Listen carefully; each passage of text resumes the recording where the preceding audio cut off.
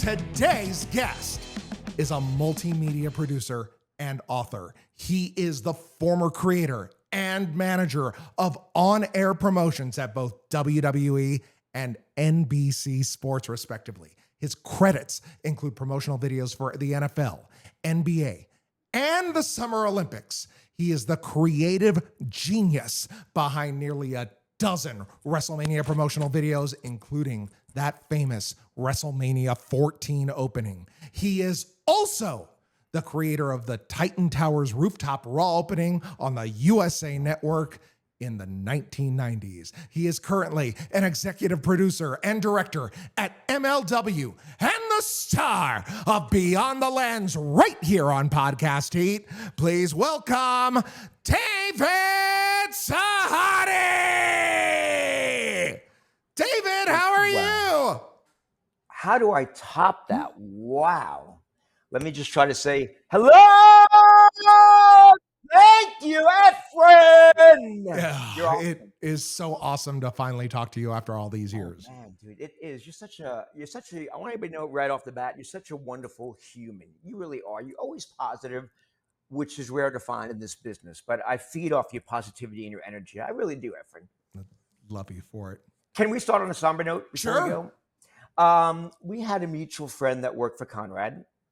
And that's when he passed. That's when you and I really kind of connected. But the person I loved more than anybody else in life was my father. You know that. I wrote a book on my dad, my dying son. But Efren, right now, I am wearing a jersey that I purchased to pay homage to my dad because I love him. It's number 93 because he was 93 when he left this world to go dance among the stars. And on the back, it says Papa Lou. So I'm wearing his shirt for you today, Efren. Love it. Thank you. Thank you. That's very kind, David. I got this on Father's Day, by the way. It actually arrived the day before, but I didn't check my mail. So right on Father's Day, I'm a little sad. And I opened this up and put it on. It's like it changed my whole perspective. This past year? Yes, this past year. That's nice. I have a list of 20 questions here. Sure. That wrestling fans don't know about you. And if you answer them honestly and truthfully, you will have us wrestling fans marking out. Wow. Are you ready? Yes. I am the mark. Here are the questions. It's time for the question mark. Dave Sahadi. Yes, sir. You're hosting a pay-per-view party at your house. Yeah. What's the one food or drink you're making for everyone to enjoy?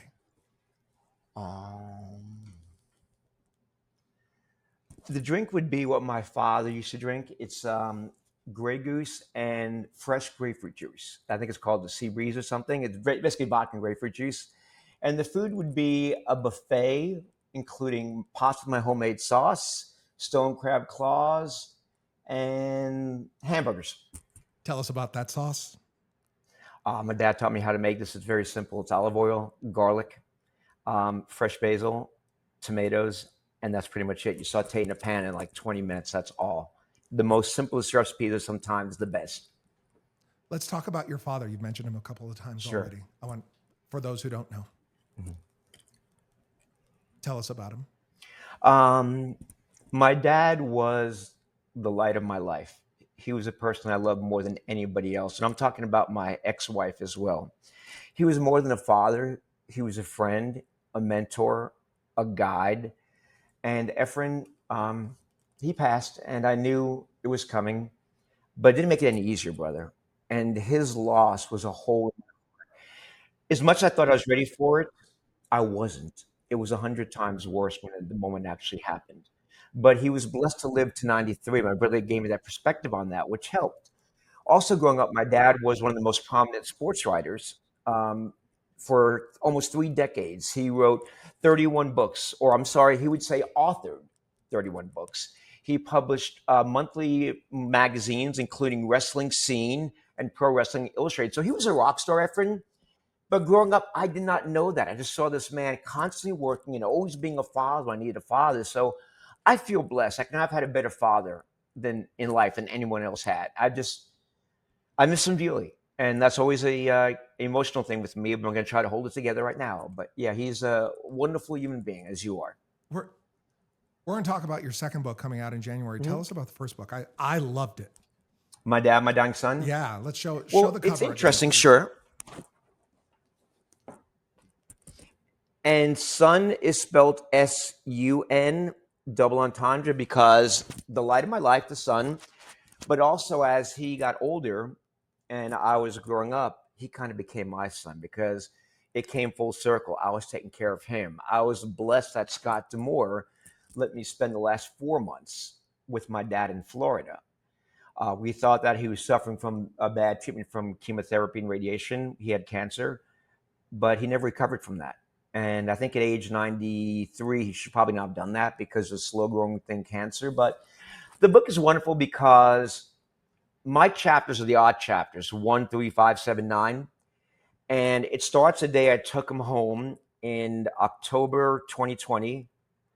And his chapters are the even number ones, but they match. So his chapters, I took one of his many books and condensed them down to 8 to 10 pages. And there's a thread throughout. Like, for instance, Efren, I get emotional right now, but in chapter 1, I picked him up and I thought he knew who I was. Hadn't seen him in 2 months. He didn't. He had a horrific brain, fall.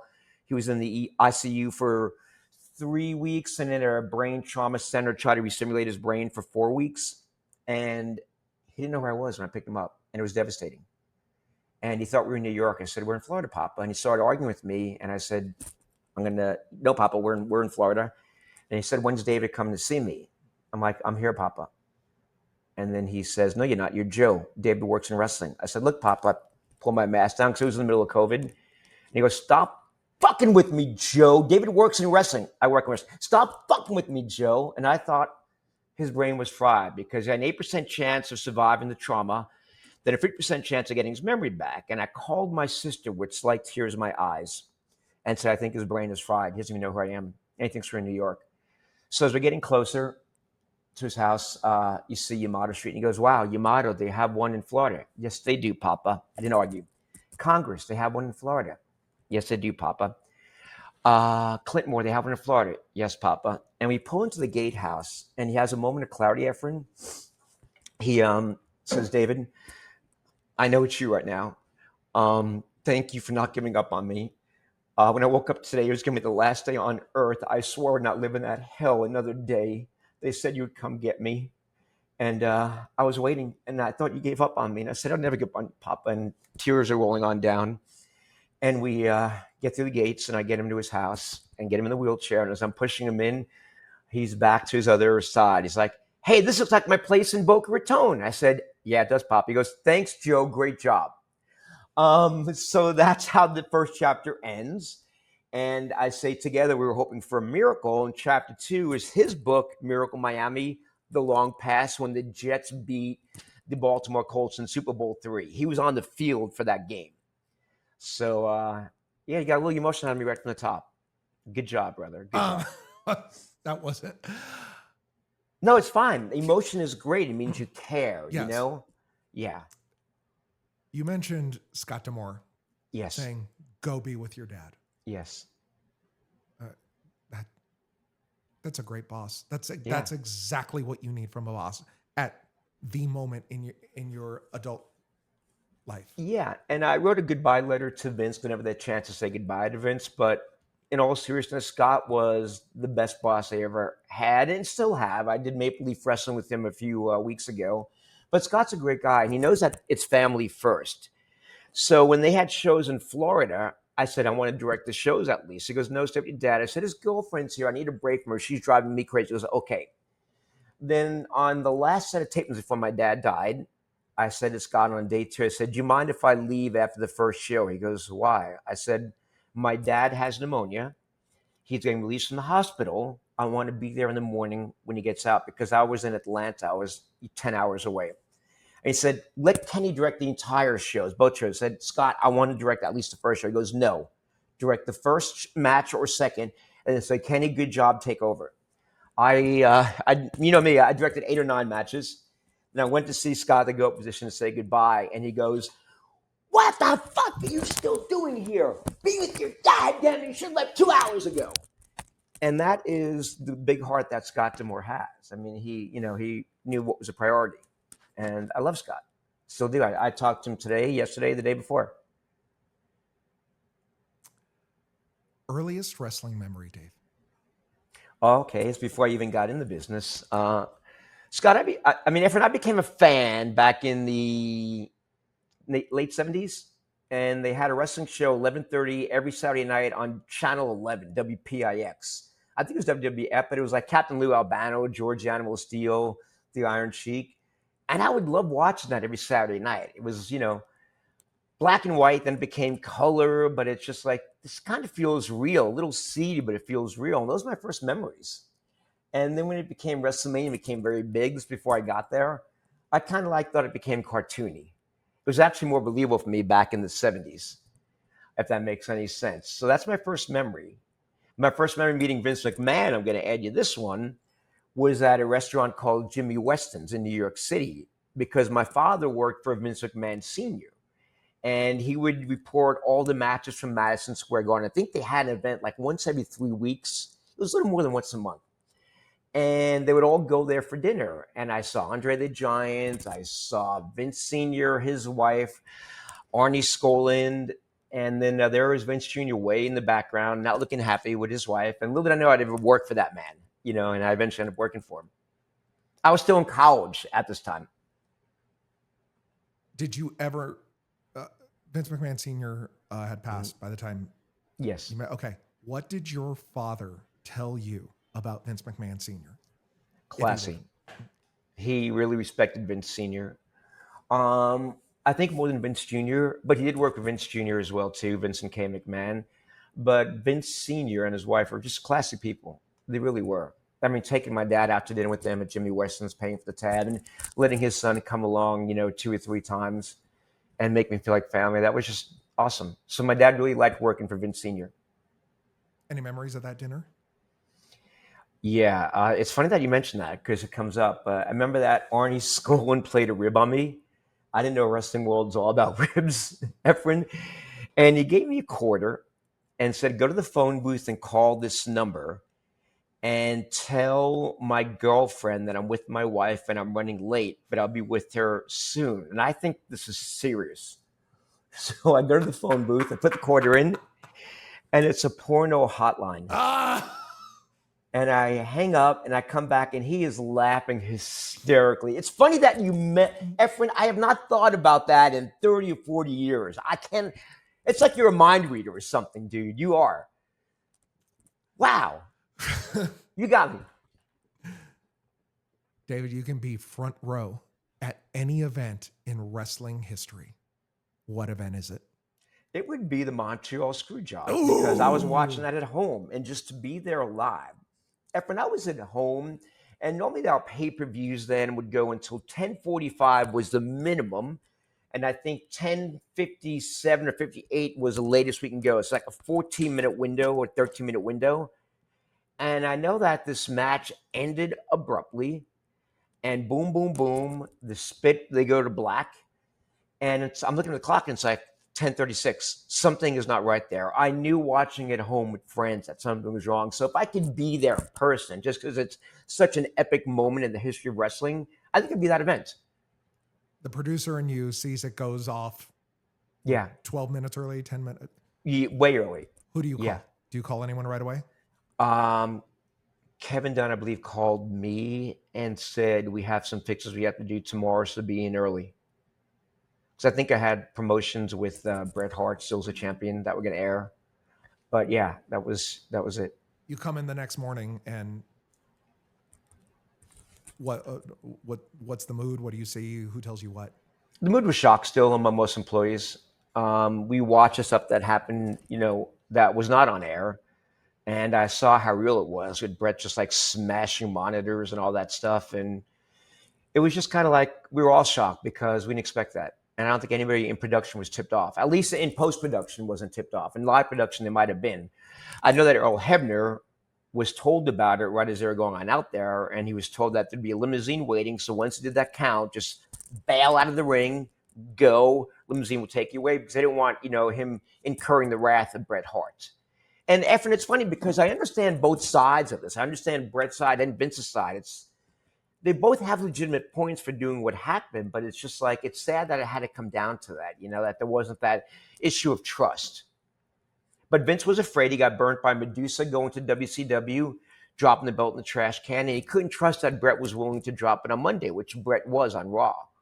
So I understand Bret wanted to do the right thing and drop it on Monday, but I think in Vince's mind, he was fearful that Bret would go to WCW and trash the belt as well. But if you really know Bret would not have done that. Bret was a classy man as well. He always did the right thing. And unfortunately, I like Bret. I love Bret, I should say, but he's still a little bitter at this time about a lot of things. And I just wish he can find happiness and peace. And he might have, I don't know. But I hope that he can. You report to production the next day, right? Yes, post-production. Post-production. You're not in that talent meeting where Vince addresses everyone? Eventually, when Vince came back, yeah. I think they did meeting. Raw. Yeah. What do you remember from it? Remember Vince telling everybody how, he wanted Bret to do something and Bret refused to, and how, Vince didn't screw Bret, Bret screwed Bret. And then we did, a segment with Vince saying Bret screwed Bret, I believe it was called, on the show later on that week. And it's funny because that was the birth of the Mr. McMahon character. He was still doing play-by-play by then. That was one tip-off too, Efren. On that pay-per-view, Vince wasn't doing play-by-play. So that got me a little suspicious something was odd or going on. But yeah, he became a Mr. McMahon character after that incident. It took production and Kevin Dunn especially to talk him into playing that role. Vince was reluctant at first. And I'm glad he did because that feud that ensued with Stone Cold Steve Austin was epic, one of the greatest feuds ever in the history of pro wrestling. When the meeting's over, is there anyone talking to you that you completely agree with them or disagree with and that you have heat with based off your side of what happened? Because you seem very in the middle. I get both. Yeah, but I think at this point we kind of sided with Vince because we were working for Vince. And if I believe correctly, Efren, didn't Bret appear on Monday Nitro the next night since the Montreal screw job happened? Because he wasn't under contract. So I think he did. So it's kind of like the next night. Not the next night, but we kind of rallied behind Vince at that one point. I don't want to say reluctantly, but hesitantly because he's our boss. We're working for WWF. The show must go on, as the old cliche goes. That's good stuff, Dave. Yeah, well, you got good questions. I haven't been asked these before in the way that you've asked them. Hogan or Flair? Who do you prefer? Well, look at that smile. What are because you I've got so many Ric Flair stories when he came to TNA and him drinking and getting kicked out of hotels. So it's just like, I love Ric Flair just because of the character that he is, in real life as well. And Hulk Hogan's an icon, a legend, immortal Hulk Hogan. So that's a tough one for different reasons. I mean, I think watching a match, the mark in me would probably go Hogan because I became a Hulk Hogan fan before he was working for WWF. It was on one of the independent shows and just seemed like, the young Hogan with the yellow shirt ripping it apart and the hair. It's just like, my God, he was a guy. I didn't know that he wasn't the greatest worker. I just knew that he had so much charisma and flair, no pun intended. But Ric Flair's a legend too, and just like I hung out with Ric Flair a lot when I hung out with Hulk Hogan. So I enjoyed those nights with Ric Flair. They were fun. So you buying everybody drinks. Yeah. You said Hogan. Yeah. Hogan or Savage? Hogan, because Savage screwed us over and went to WCW when he swore at a company party that he would not. And I think it happened like a week later. And I worked with Randy Savage on one of the spots that was remembered and critically claimed. It was a spot that aired on NBC Sports when baseball had the strike. It was a no game today spot. But Randy was a little bit crazy, a little bit wacky. So yeah, Hogan over Savage. Dave Sahadi's there. Tell us about, you were there when Randy left. Yep. Tell us about that. Because you see the emotion. Not much to tell you. I was shocked because I did a commercial with him. I was friends with him, or so I thought. Whenever he's in Sanford, we go out to a bar, and he's Randy Savage, so people know him, and I'm beside him, so I felt like a star too. But I don't know. I didn't think Randy would do that so abruptly. There were no hints of him saying that he was going to leave or do something else. So to me, it came as a shock, and I thought we were kind of like friends, but obviously he didn't hold that friendship as high regard as I did. Did you ever talk to him again after he left? No, never did. Who I told think I you? tried calling him once, but he never picked up. So I didn't force the issue. I understood the business by then and how things worked. Who told you he was gone? Gosh, you know what, Efren? I don't recall. I just remember him leaving and being on WCW, believe it or not. And sometimes when sad things like that happen, I kind of like block out the memories of that. Sure. Yeah, but I don't exactly know. I think probably Kevin Dunn told us all. That's a good question. I probably have an answer for you when we're off the air, and I can look it up and look through my journals and find out. But at this point, I don't remember. You journaled every day, every week? No, but I'd write notes down, and I'd go through my book, and I can remember things that I wrote down in the book as well. I wasn't journaling back then. I journaled back in 1999 when I left WWE for just 1 month and went to Nantucket. And that's when I began journaling every single day. Maybe we'll hear some of those journal entries on Sure. Beyond the Lens on Podcast Heat. You and Derek?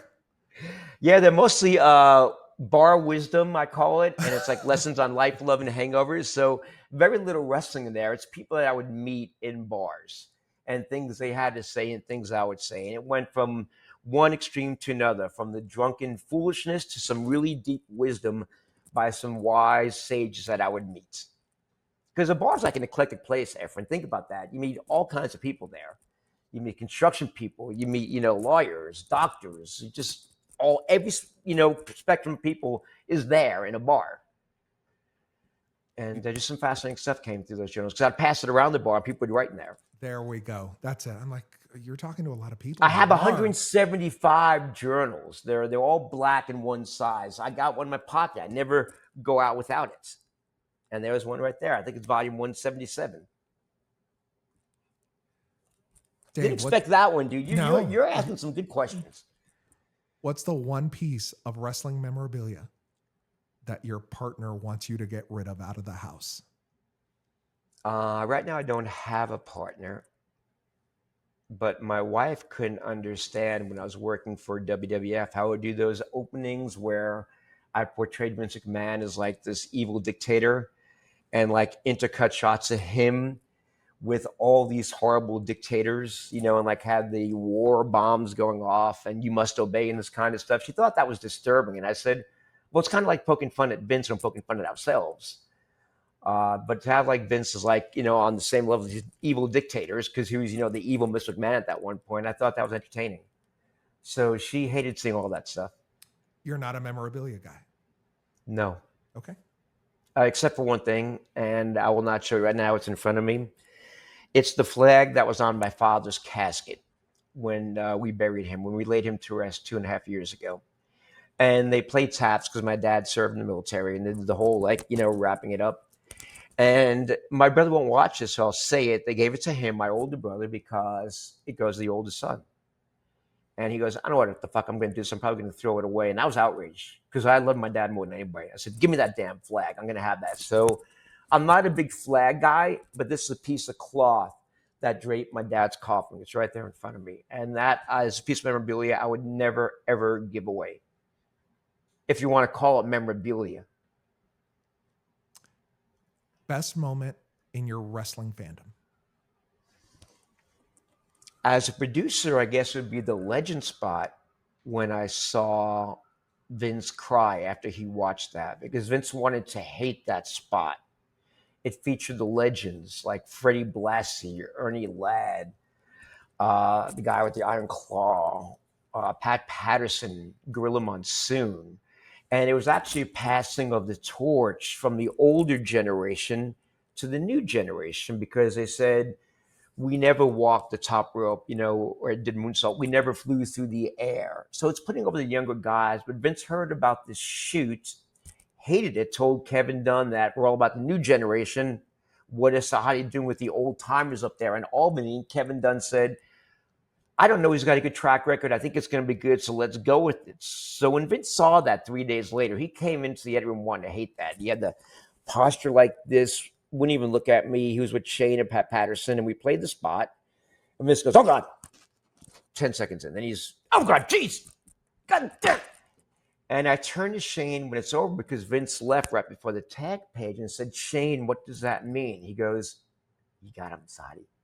I'm like, really? He goes, yeah, you got him. And Efren, I swear, I walk outside and Vince is in a suit, sitting on his ass on the concrete floor, crying hysterically. And he sees me and he holds my hand and shake it. He says, "Thank you, thank you, thank you," as tears are coming down his eyes. I tell Kevin Dunn, I think Vince liked the spot. He goes, "Good job. I can't wait to see it." And 15 minutes later in the stairwell, Vince is still sitting down and he's crying hysterically and saying, "Thank you, thank you." And I think it resonated so hard with Vince because let's go back to Jimmy Weston's Vince Sr. To me, the spot was a passing of the torch from the younger generation superstars, the new generation. And perhaps Vince McMahon saw it as like a passing the torch from his father to him. How his father was regional and smaller, and how the son made it grander and bigger. And maybe that's why it hit Vince so hard. I never really knew why, but that was my theory I came up with about 2 or 3 years ago. So that'd be my favorite spot that I did. My favorite moment of production, I should say. Anytime I worked with Freddie Blassie was hysterical. Anytime I worked with The Undertaker was great because he was so easygoing and so laid back and so relaxed and so low maintenance. I would say, "Mark, we have a shoot next week in Connecticut." He goes, "Yeah, it's probably in an abandoned warehouse, right?" I said, "Yeah, it is." And he goes, "Sunset to sunrise, right?" And I said, "Yeah. You know, the vision going to look good." He goes, "I know." I said, "We have a trailer for you. We have a production assistant, anything you want." He goes, "All I need is a case of Coors Light and a bottle of Jack Daniels, and knock on my door 1 minute before you need me." And he was such a pro. He would not want anything else except for that. He'd sit by himself, and sure enough, would knock on the door, and he was there on set a minute later. So he was a great guy to work with. Tremendous. And you know those visuals are iconic. All the explosions behind him. Did about a dozen shoots with him. Never once complained, Efren. I mean, just like a great, great guy. So every time I knew how to shoot The Undertaker, I knew it was like from sunset to sunrise, but I knew that he would not be a hassle and it'd be so cool. And that would walk away with the great visuals. Give us a Fred Blassie story really quick. The first spot I did with Freddie Blassie was for the Raw Bowl. It aired on New Year's Eve. And he was this coach that was trying to get the players pumped up, and the players were our stars dressed as football players. We had Yokozuna, we had Psycho Sid, we had a bunch of stars at the time, including Owen Hart. And Freddie's like, you got to fight, just fight. This doesn't end until the fat lady sings, "Oh, Somio," he's just going off. And they're looking at him like, who the hell is this crazy nut? And just intercutting it was fun. And Freddie didn't know that he was using famous quotes from football past. But he just was like fun to work with. He'd always call me like, a no good, piece of shit. And I'd say, "Shut up, you old bastard." And we'd do some pubbing in front of everybody every time we worked together. And they thought we were serious, but it was our joke between us too. And Freddie would call me like every week to see if I had something coming up for him. I think working with Freddie gave him like a sense of purpose in his retirement. Because I loved his voice. It sounded like the ancient old Indian by the fireplace, imparting wisdom on the young people. And I would use his voiceovers sometimes in promos just to get Freddie involved in things. I did over a dozen shoots with Freddie. My two favorite were probably the Freddie Fellini spots that were cold opens of pay-per-views. They were black and white, silent films. Yeah. A takeoff on Federico Federici or whatever his last name is. And Freddie didn't know what they were about, but they were just like bizarre, but they made sense. They still told the storyline of the main event of the match for that pay-per-view. And Freddie was just a pleasure to work with, But that first memory of the Raw Bowl, I remember that we're driving down a highway. It's Chris Chambers and myself, and he's in the back seat, and he's throwing like all this garbage out the window. And I'm thinking, how dare he? That's littering. Then it took me like a few days to realize that in his mind, he's cleaning the car for me. He's not littering. So I couldn't be mad at him for that. Wow. And I was also there, Efren. I saw him a day before he passed at the hospital. And that was another emotional moment for me. He had organ failure. His kidneys were failing. His liver was failing. And his eyes were closed for 2 weeks, Miyako said. I'd seen him a couple times before. And I was getting ready to take my little break, not the long sabbatical. And I remember I went up to Freddie and I held his hand. I knew that these were his end days. And I rubbed his head and I whispered in his ear. I said, "Freddie, it's okay to go if you have to. It's okay. We love you. We'll be okay. Miyako will be okay." And all of a sudden, as I'm doing that, my head is still in his ear and I'm rubbing his head. I hear Miyako say, "Look! His eyes open." And sure enough, his eyes opened up, Efren. And I'm like, oh my gosh, he must have heard what I said. I walked out in the hallway because I didn't want to see him cry. And I was Vince. I sat on my ass, bawling my eyes out. And one of his friends that was friends with my dad came to me and he saw me and I said, I can't talk right now. And he goes, wow, you must have been really close with Freddie. I said, yes, I am really close with Freddie. And he passed the next day. Dave, greatest autograph you have in your collection? I'm Wrestling or going not to wrestling? disappoint. So this might be one of the questions that the Mark's going to hate me on, but I don't have any autographs. None. None. I had my father's in one of the books that he wrote, but I'm not an autograph collector or a memorabilia keeper. Perfect.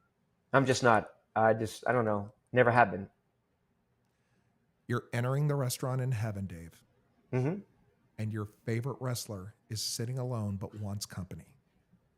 Who is it, and what are you going to talk about? Oh, that's a good one. Wow. I wish I had more time to think about this. Let me think. Could he be not passed yet? Could he still be living? They've moved on. They moved on. Okay. I gotta say Freddie Blassie. I'm sorry. I mentioned him in two of my books. I wrote a fictional book called Last Call to Gods, and it takes place one night in a bar in Lander, Wyoming. And Freddie Blassie is the hero that comes in there to save my life. So I'd have to go with Freddie Blassie. What's the first thing you talk about? Good to see you again, you old bastard. Shut up, you pencil neck geek. Tap me with his cane. Now say, you're too old, you bastard. Get out of here, whatever. You got a neck like a, stock of dimes. We just had so much fun together. We did. And I went out of my way to make sure I can find work for Freddie. I did, just because it kept him alive longer, I think. It really did. He had a sense of purpose. So we did work about once a month. And whenever we go like 2 months without something and he's calling me every week, and I'd have to say like, nothing yet, Freddie, but I'm working on something, that would always break my heart. But I was very close with Freddie. So I'd have to say Freddie, since we're talking about wrestlers that are past. My favorite wrestlers are still, alive and living well. You've been around a lot of them, Dave. Yeah. What one wrestler in history do you think smelled the best? Smelled the best. That's a good one. Oh, man. Jeff Hardy. Ooh. Because it was different every time. And sometimes it was the odor of alcohol in the breath. Not take a shot at Jeff. I'm sorry. I don't mean it in that kind of way, Efren. I love Jeff Hardy. He's one of the greatest guys. He would sign autographs for me whenever I asked him to for friends. And they meant a lot to my friends. Just what a great person. What a great heart Jeff Hardy has. And I think he's conquered his demons. But, it's like his demons overcame him. And that wasn't the real Jeff Hardy when the demons were in control. The real Jeff Hardy is a great friggin' guy in my top 5, if not my top 3, of not only wrestlers, but people as well that are wrestlers that I worked with. He's definitely in the top 3. Kurt Angle's in there as well. Who smelled the worst, David? Vader. You were around him. Not much. This it is didn't the take easy much. answer, but you it were didn't take around much. him. Yes, a couple of times. Him and Abyss, they both smelled bad. Abyss. Yes, TNA. Favorite wrestling movie or movie with a wrestler? I actually like The Wrestler. Okay. Because it's so true.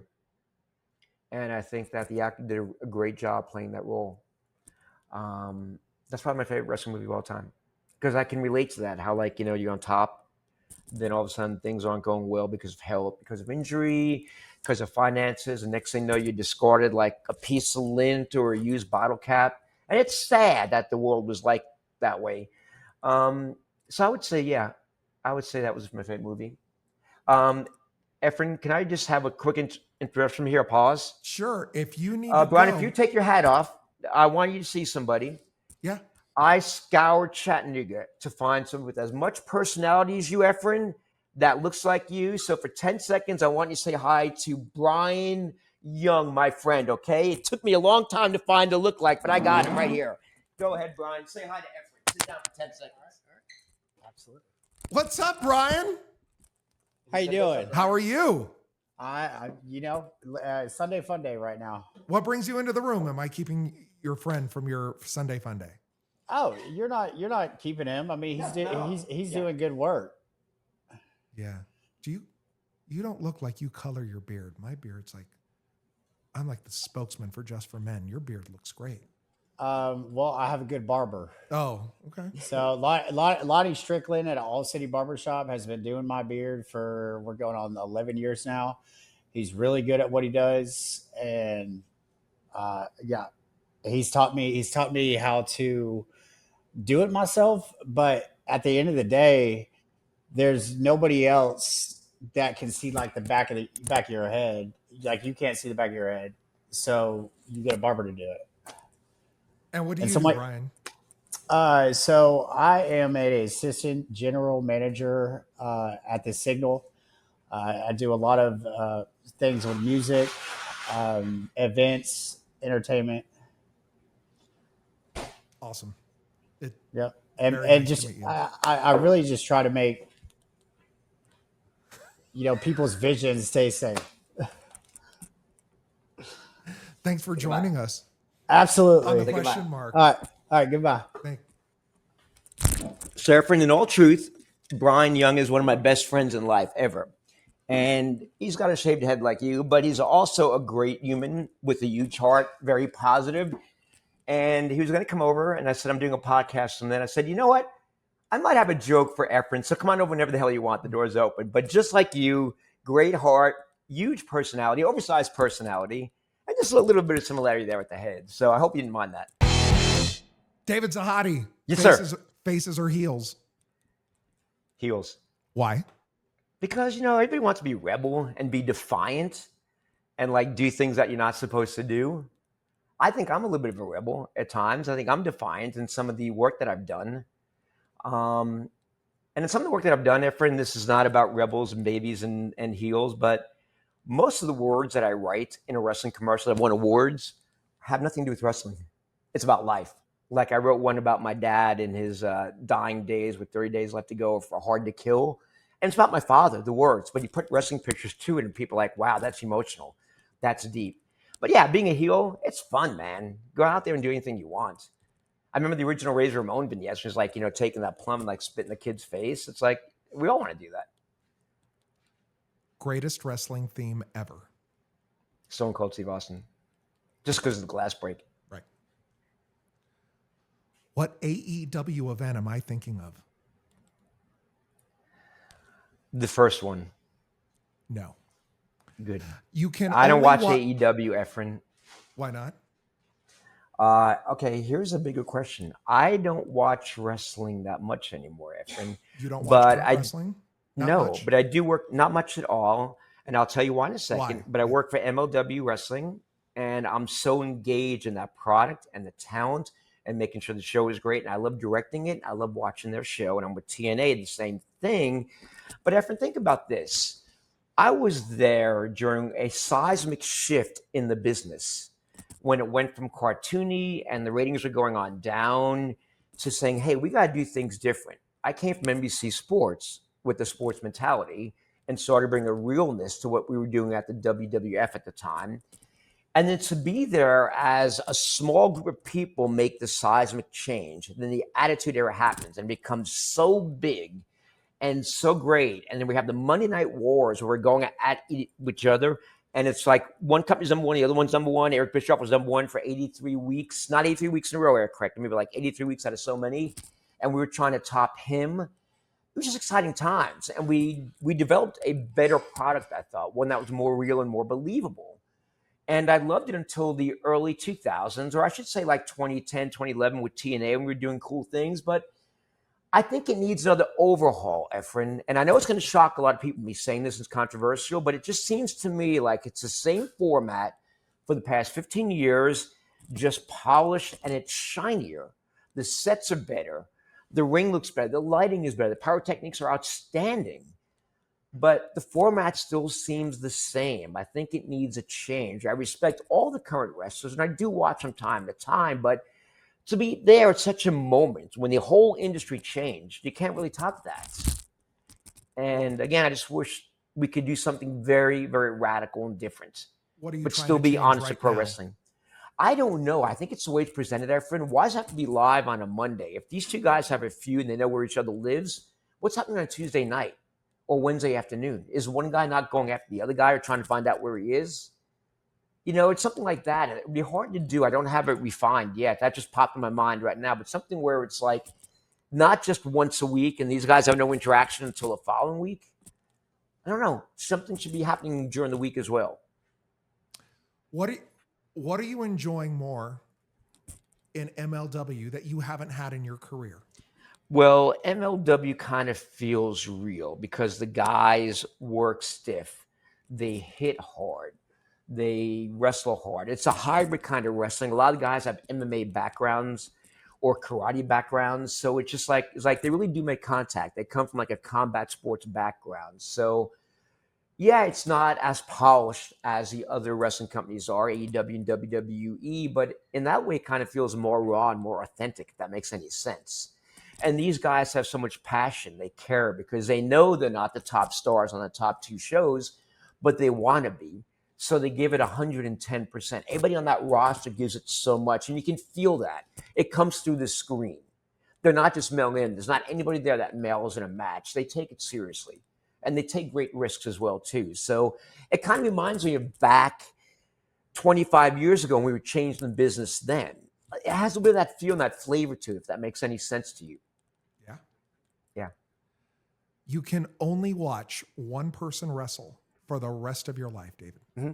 It's not the same match, but they are in every match you watch. Mm-hmm. Who is it? That's easy. That's Kurt Angle. Okay. Because not only am I friends with Kurt Angle, not only was he great to work with, and I get to work with him again at REF Wrestling, but Kurt's matches was so good, Efren, that when I was directing them, I would intuitively know what's going to happen next, but I'd get sucked in and think, oh my God, this is real. And I'd be in that moment thinking that this is real and forgetting that there's a choreograph and that I'd even sometimes forget the finish. Because the way Kurt Angle would tell a story in the ring with this wrestling background, being an Olympic gold medalist, it was just tremendous stuff. And I could watch a Kurt Angle match over and over and over again. Breakfast buffet, Dave Sahadi. Mm-hmm. Heaven or hell?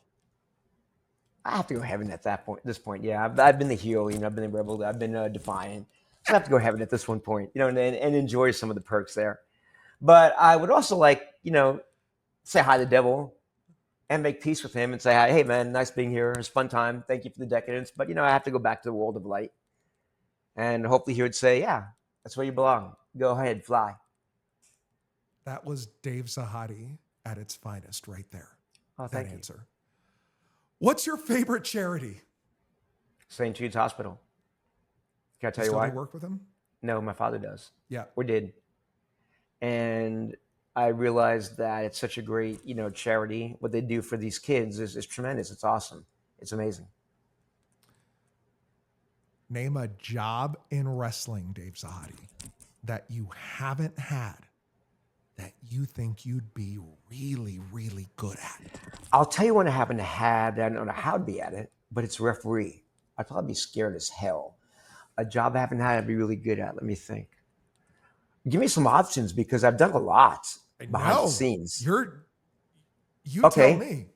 I would be great as a superstar walking down the entranceway, hamming it up, being with fans. But the minute that bell rang, I'd friggin' suck. Yeah, I'd be horrible at that. But if I could have a tag party where I come in there and do one clothesline and tag out, it'd be a lot of fun because I can be a ham when I want to be. I like being, over the top and things like that. I like entertaining people. Even if it's me poking fun at myself, self-deprecating humor, I have no problem doing that whatsoever. So that'd be fun. That's something I'd want to do at one time.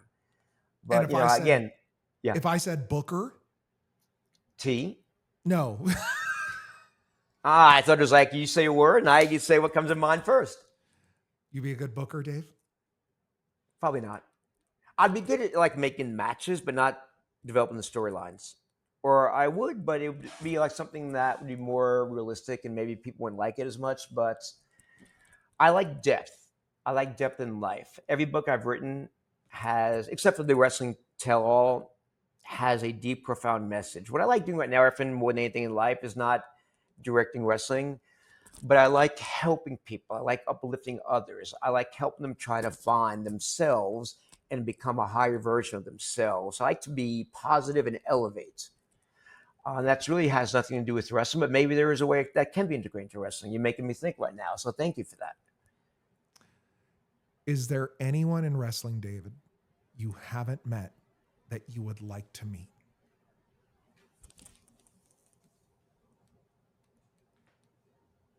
Not really. I've met so many fabulous people, promoters, wrestling stars, all that. So there's nobody I'm dying to meet. No, I don't think so. Name another wrestling personality that you would like to see answer these questions. Okay. What are the questions? These questions, the questions That you're I asking just me? gave you, the questions I gave you on this show. Who would you like to see answer these questions? Gosh, you got some great questions, man. They're different. Vince McMahon. I'm going to see if they're bullshit to tell the truth. And he kind of counts as a wrestler since he did do some wrestling matches with Stone Cold. Anyone you think I could get for the show? Oh, okay, yeah, that, yeah. Jeff Hardy. Jeff Hardy. Yeah, I go back to Jeff Hardy. Final question, Dave Sahadi. Oh, don't be final question. I got all the time in the world. Describe the rest of your life using a wrestling phrase. Babyface.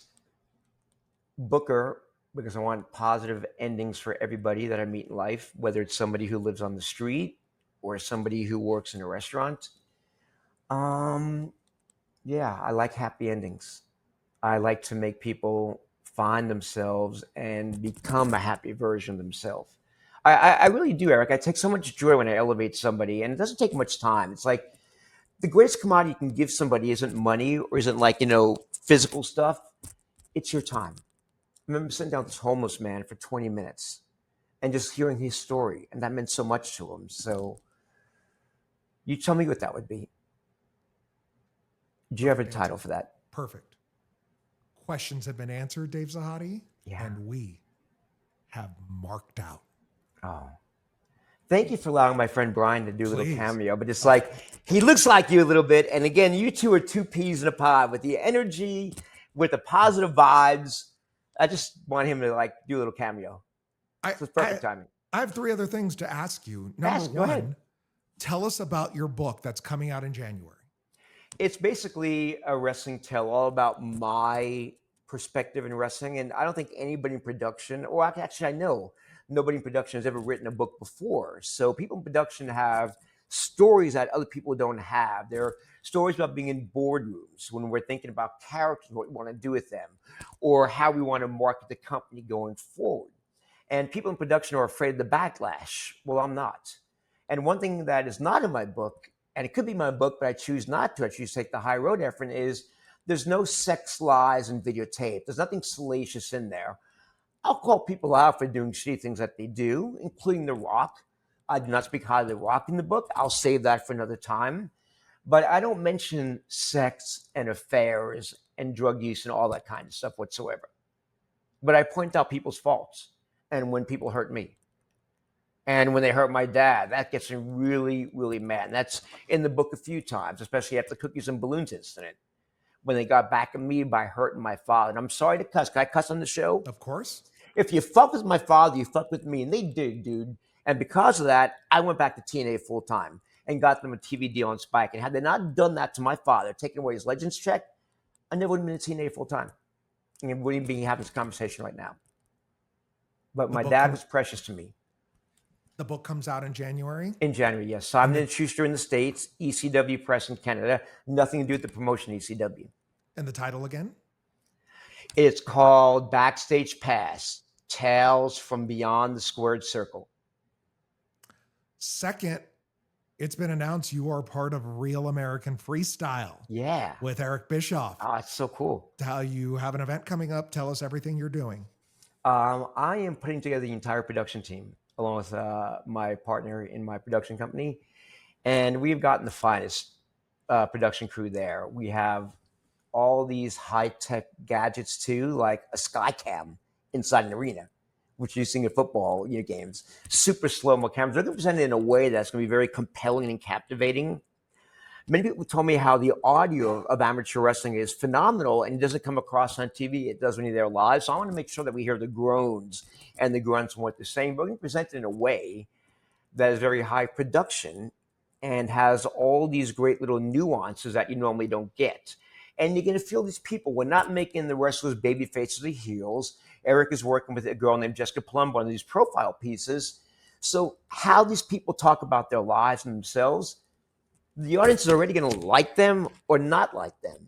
So nothing here is scripted or written or even geared or like hinted to go this way. It's all real. Everything about it is real. And it's exciting because I have not done this before.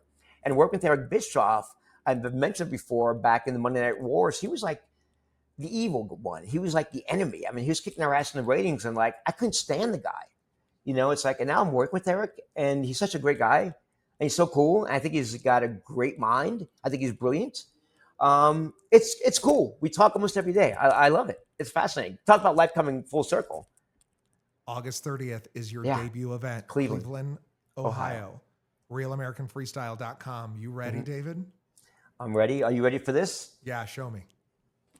I want to send you, and you can send me your address, my personal pet project, which does not get any income, but it's fun. It's a TV show called 24 Station Street, which is a wrestling sitcom, and a Bar Wisdom t-shirt. There's our logo. That's the overall umbrella for the brand. Includes books, includes my blogs and all that kind of stuff. The website is barwisdom.co, no M. I'm going to send you a shirt, Efren. And a couple of books. Tell us about your new podcast right here on Podcast Heat, Beyond the Lens, with Derek Sabato. It's with Derek Sabato, who's a wonderful host. He asks some great questions. And the first 2 episodes that we did have been very emotional, very revealing.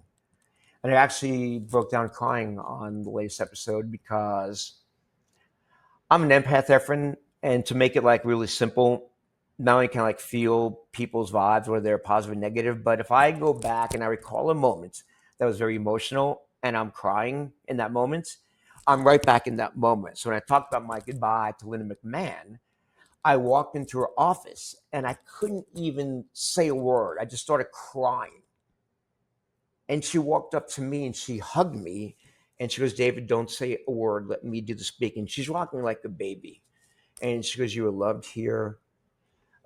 You'll always be loved here. Your family. You'll always have a home here. And I'm sobbing even more. So when I told that story live, I was back in that moment live. So those tears that came out of me were tears from 20-some years ago. But they manifested in that moment because I was recalling that moment. And I was right back in that moment when I said that. Beyond the Lens, right here on Podcast Heat. Yes. Available every week. Correct? Correct. Yes. Every Thursday. Tell us about Live. MLW, what you're doing there, and what's upcoming. How can we support you? Executive producer there, directing the shows. It needs a bigger platform. It needs a bigger audience because what they're doing feels authentic, feels real. It hits different. It feels different. It just needs a bigger streaming service than YouTube. But support it by all means. Watch it on YouTube. It's, a lot of great stars that are at the WWE and AEW now came from MLW Wrestling. So it's just, it's a wonderful product, I think. It's different. It's raw, no pun intended. But it really feels raw and real. And I like that. Where can we find you online, David? It's hard to find me online. If you want to find me online, ladies and gentlemen, contact Efren. He has my contacts, my email. You can find me there. I do Instagram. It's Sahadi3. I'm not on Twitter that much, but I need to start with the podcast coming. And Facebook is kind of like passe. It jumped the shark 10 or 15 years ago. But I do Instagram stories usually once a night. They only last 24 hours and they're gone. But Instagram is probably the best place. Sahadi3, I believe. Brian, am I Sahadi3 on Instagram? Yeah. Brian says yeah. And we want to hear your feedback on this show using the hashtag, #. You can find me online at Efren Blackjack. David Sahadi, thank you so much for tonight. Efren, thank you for being you, and thank you for being a friend in life. I mean that. Next time I see you, I'm going to give you a big hug. I can't wait. Cannot wait. It's going to be bigger than you can even imagine. Bring it, brother. Bring it on. I swear to God. For artist producers, JD Hoop and Josh Chernoff, composer Nikki Downing, I'm Efren, asking you, wrestling fans, to be on the lookout for Jeff Hardy. Jeff, you are wanted for questioning by the marks on the question mark. Good night.